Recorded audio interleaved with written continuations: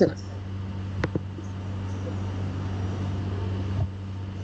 Madam একটা break দিলে ভালো হয়।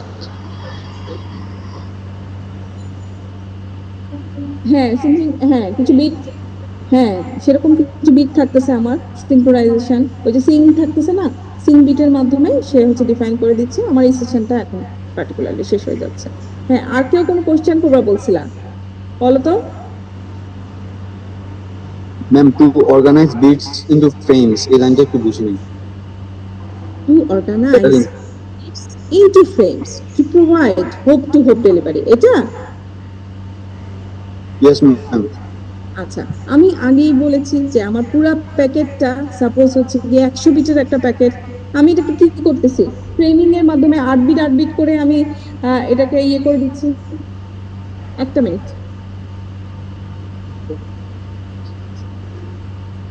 পুরে ব্যান্ড মোর দরকার। Yes, wait.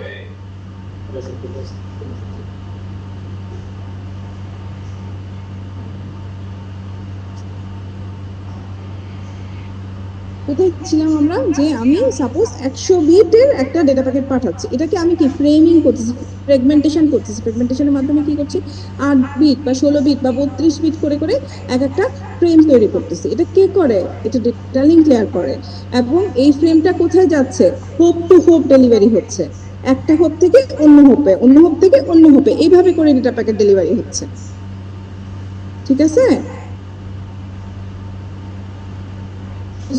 বুঝতে ম্যাম পারছো একটু যে কোশ্চেন। একটু ক্লিয়ার করলে হতো, এই জিনিসটা বুঝতে পারছি ম্যাম, ফ্রেম জিনিসটা একটু ক্লিয়ার না। ফ্রেমিংটা ম্যাম কেন, ফ্রেম জিনিসটা আসলে কি? ফ্রেম ফ্রেম জিনিসটা কি না ফ্রেম কেন, কি কোশ্চেন করছো। মানে ম্যাম ফ্রেমস জিনিসটা আমি বুঝতে পারিনি, বিটস ইনটু ফ্রেমস, এই ফ্রেমস এর ফরম্যাটটা বুঝতে পারি। আচ্ছা, আমি একটা এক্সাম্পল যদি চিন্তা করি কি হতে পারে এক্সাম্পলটা। হ্যাঁ, সাপোজ আমি এক জায়গা থেকে অন্য জায়গায় একটা প্যাকেট, ঠিক আছে, 100 কেজির একটা প্যাকেট আমি এক জায়গা থেকে অন্য জায়গায় নিয়ে যাচ্ছি, কিন্তু আমি 100 কেজি কে একবারে ক্যারি করতে পারি না। আমি এটাকে কি করলাম, 25 কেজি করে আমি 4টা প্যাকেট করলাম, ঠিক আছে।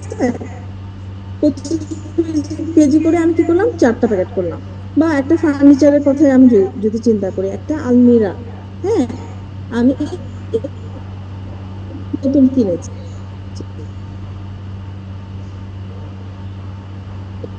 এটা পুরা কি করতে,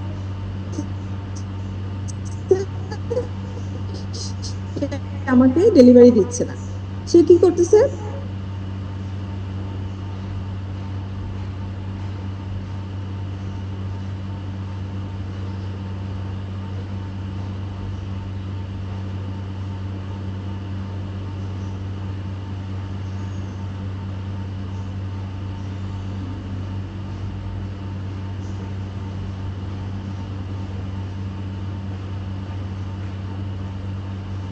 ছোট ছোট ভাগে ভাগ করে এক জায়গা থেকে অন্য জায়গায় পাঠাই দিচ্ছে। এটাকেই বলা হচ্ছে ফ্রেমিং। ক্লিয়ার। Yes ma'am. আচ্ছা, আর কারো কোনো কোয়েশ্চেন আছে এটা নিয়ে।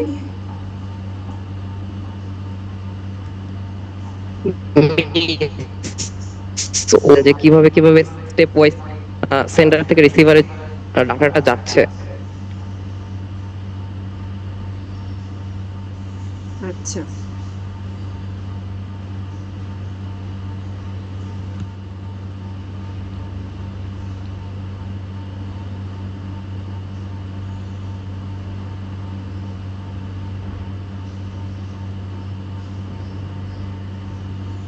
বুঝতে আরেকটু সুবিধা হবে। এই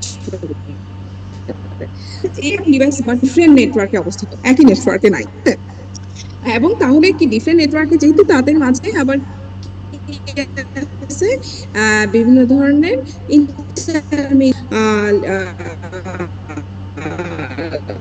তোমার ইয়েকে একসাথে করতেছে, হ্যাঁ মানে সরি, বিভিন্ন নেটওয়ার্ককে কানেক্ট করছে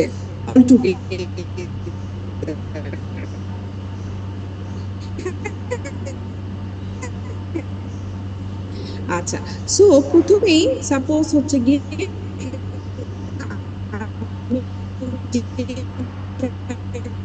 একটা আমার এই যে আমি একটা ফাইলকে ট্রান্সফার করব, হ্যাঁ, একটা ইমেল ওইটা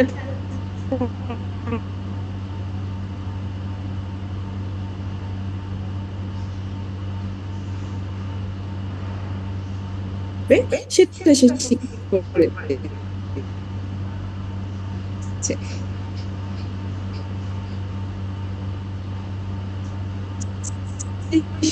ভাবে কখন শেষ হবে, ডায়ালগ ট্রান্সপোর্ট আর কি বলতেছে যে আমার পার্টিকুলার একটা প্রসেস থেকে ওইখানে পার্টিকুলার একটা প্রসেসে যাবে, ঠিক আছে। এই যে আমি 4টা লেয়ারের কথা বললাম, এগুলো হচ্ছে একেবারেই পিয়ার টু পিয়ার প্রোটোকল। এখানে কিন্তু নেটওয়ার্কের কোনো কাহিনীই বলি নাই, এখানে হোস্টের কাহিনী বলছি।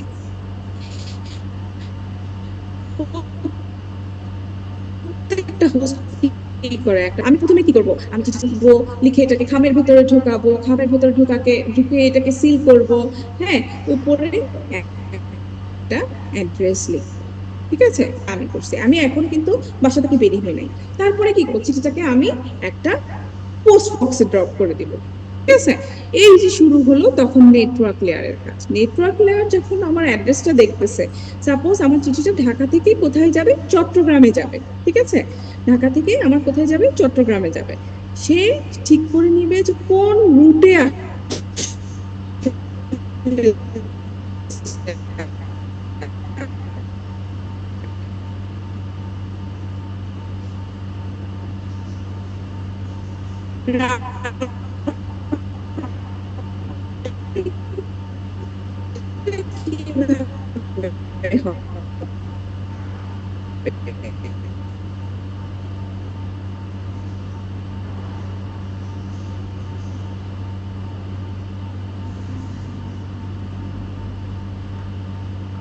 সে ভেঙে বিভিন্ন ফ্রেমে নিয়ে আসতেছে, ফ্রেগমেন্টেশন করে ফেলতেছে, এবং সে সে তখন ডেটা প্যাকেটটা আসলে ট্রান্সফার করতেছে হোপ টু হোপ।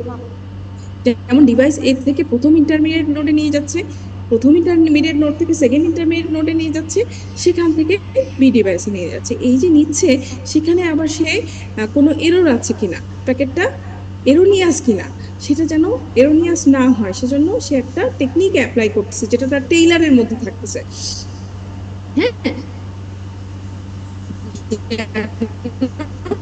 রিলায়েবল একটা কমিউনিকেশন হয়। ডেটা লিঙ্ক লেয়ার থেকে প্যাকেটটা এই যে স্ট্রিম অফ বিটস যে ফ্রেমে ভাগ করতেছে, সেটা সে ফিজিক্যাল লেয়ারকে দিয়ে দিচ্ছে, এবং ফিজিক্যাল লেয়ার কি করতেছে, এই র বিটটা ট্রান্সমিট করতেছে আমার ডিভাইস বি, হোপ টু হোপে গিয়ে আমার ডিভাইস বি তে গিয়ে পৌঁছাচ্ছে, প্রত্যেক আসতেছে। একই কাজ হচ্ছে আবার একইভাবে প্যাকেটটা আবার রিসিভারের কাছে পৌঁছাচ্ছে, একই সার্ভিসগুলো পার হয়ে একই প্রোটোকলগুলো পার হয়ে আবার ডিভাইস বি তে গিয়ে পৌঁছাচ্ছে, বুঝছি?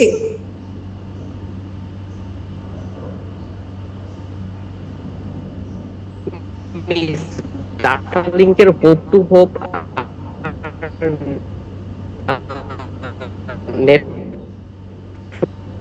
নেটওয়ার্কের হচ্ছে টু পয়েন্ট, ডাটা লিঙ্কের ক্ষেত্রে হোপ টু পাচ্ছে, আর এর ক্ষেত্রে দেখলাম টু পয়েন্ট যাচ্ছে। তো এই দুইটার মধ্যে বেশ থেকে কোথায় যাব, ফ্রান্সে যাব। আমার ট্যুর ম্যানেজার কি করতেছে, ট্যুর ম্যানেজার ঠিক করে দিচ্ছে যে আমি এখান থেকে ফ্রান্সে কিভাবে যাব, ঠিক আছে। এখন একজন বাস ড্রাইভার আমাকে এমআই3 থেকে কোথায় নিয়ে যাচ্ছে, এয়ারপোর্টে নিয়ে যাচ্ছে, আবার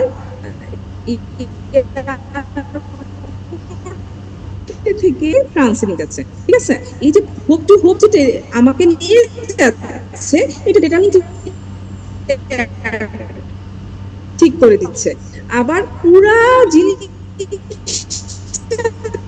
প্ল্যানিং করছে, সে কে করছে, নেটওয়ার্ক ল্যাব। যা আছে আমি কমন কিছু বাংলা কথা দিয়ে তোমাদেরকে বাংলা প্র্যাকটিক্যাল এক্সাম্পল দিয়ে বুঝাচ্ছি, যেন জিনিসটা তোমার মাথায় ঢুকে, ঠিক আছে। এবং টার্মগুলো মনে রাখতে হবে। ফিজিক্যাল লেয়ার র বিট ট্রান্সমিশন হচ্ছে, টপোলজি দিচ্ছে তোমাকে। আর কি দিচ্ছে? ট্রান্সমিশন মোড ঠিক করে দিচ্ছে, লাইন কনফিগারেশন করছে, ডেটা লিঙ্ক লেয়ার কি করছে? ফ্রেমিং করছে, ফিজিক্যাল অ্যাড্রেসিং করছে, ফ্লো কন্ট্রোল, হ্যাঁ, এক্সেস কন্ট্রোল, এরর কন্ট্রোল, এই জিনিসগুলো করছে। নেটওয়ার্ক লেয়ার কি করছে? রাউটিং করছে, ফরওয়ার্ডিং করছে, লজিক্যাল অ্যাড্রেসিং করছে। ঠিক আছে? হ্যাঁ, এই জিনিসগুলাই আমি জাস্ট একেবারে বাংলা ভাষায় বিভিন্ন আমাদের প্র্যাকটিক্যাল এক্সাম্পল দিয়ে তোমাদেরকে বোঝানোর চেষ্টা করছি। ঠিক আছে? বুঝতে পারছি সবাই? কারো কোনো কোশ্চেন আছে? No ma'am. জাস্ট 5 মিনিটের একটা এরপরে কি ক্লাস আছে তোমাদের? 10টা থেকে 10টা 20 থেকে ব্রেক। আমি তো তাহলে 10টা 20 পর্যন্ত নিতে পারবো, তাই না? জাস্ট 2 মিনিট একটা ব্রেক নিচ্ছি, জাস্ট 2 মিনিট পরে শুরু করতেছি। যাদের ঘুম টুম আসছে একটু মুখে পানি টানি দিয়ে আসো।